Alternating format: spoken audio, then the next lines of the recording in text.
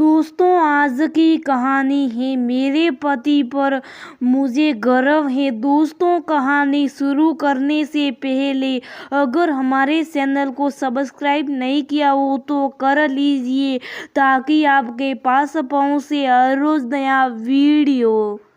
आप नहीं रहे ना। मेघा की आवाज में तल्खी सांप नजर आ रही थी। Megha, please try to understand, email जैसी है, अंबर ने कहा। अंबर, प्लीज, बस बहुत हो गया। You have a life. कभी तो मेघा इससे ज्यादा कुछ बोल ही नहीं पाई और उसके आंखों से आंसू निकल गए।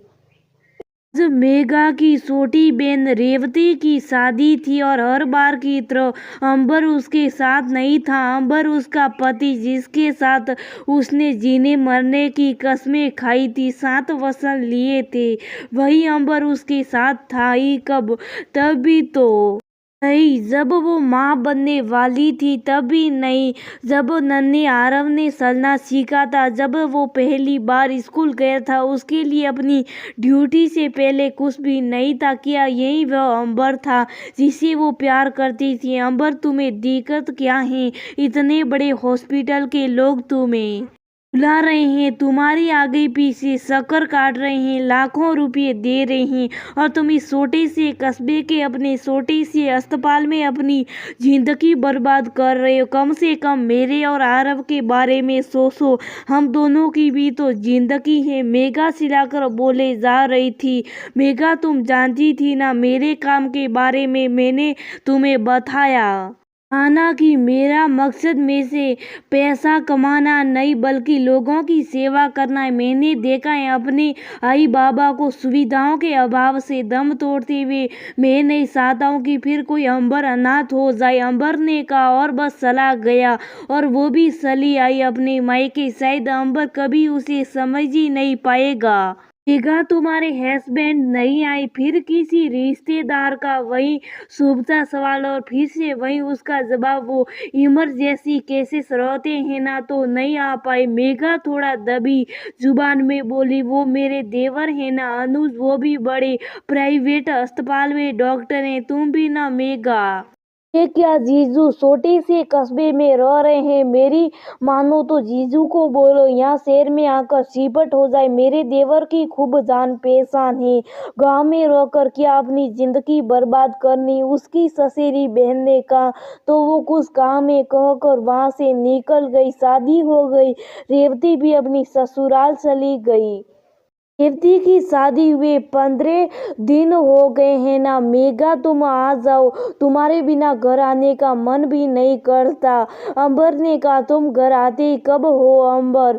20 से 21 घंटे की ड्यूटी में तुम्हें याद भी आता है कि तुम्हारी एक बीवी है, एक बेटा भी है? हमें क्या तुम्हारी जिंदगी में? मेघा ने कहा, मेघा, मैं पूरी कोशिश करूंगा कि तुम्हें शिकायत का मौका न दो। मैं कल ही आ रहा हूँ तुम्हें लेने। अंबर ने कहा, पर हुआ वही। मेघा को जिसको डर था अंबर के लिए अपने मरीजों से बढ़कर कुछ भी नहीं था।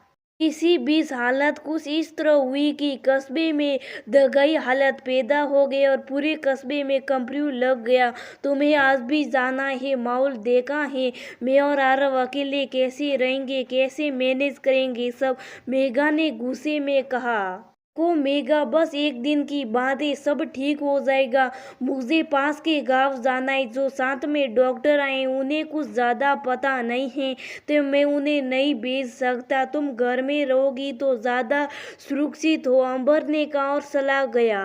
पर नहीं, शायद होने को कुछ और ही मजबूर था। वो रसोई में काम कर रही थी। अचानक हुई आवाज से वो घबरा गई और बाहर जाकर देखा तो आरव सीढ़ियों से गिर पड़ा था और खून उसके सर से निकल रहा था।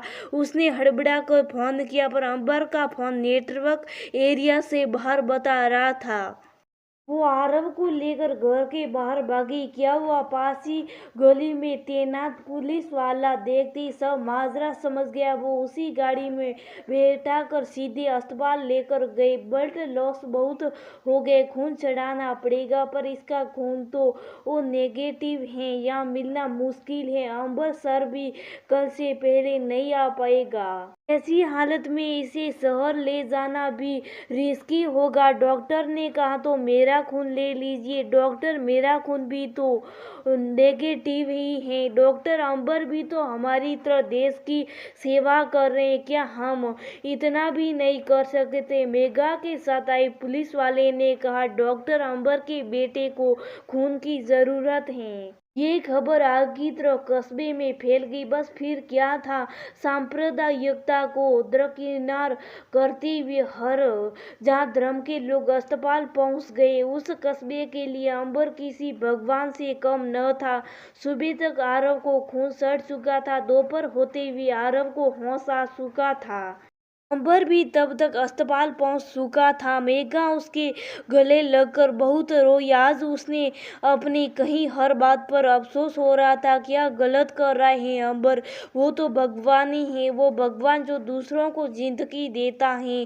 क्या भगवान पर भला किसी का एकाधिकार हुआ है?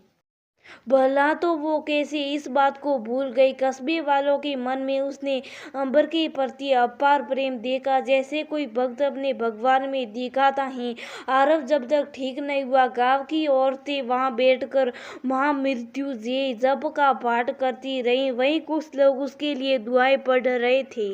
समय न कोई हिंदू था न कोई मुसलमान, बस सब यही चाह रहे थे कि आरव जल्दी से ठीक हो जाए। आज 5 साल बीत गए। इस बात को अंबर आज एक मिसाल बन चुका है और वो अपने पति के साथ गर्व से राष्ट्रपति भवन में बैठी हैं। हाँ, राष्ट्रपति भवन में। अंबर उसका पति एक डॉक्टर नहीं एक भगवान। हाँ, भगवान ही तो कहते हैं उसे सब। अंबर को आज उसकी सेवाओं के लिए राष्ट्रपति द्वारा सम्मानित किया जा रहा है और मेघा आज उसे गर्व है कि वो किसी इंसान नहीं बल्कि एक भगवान की पत्नी है।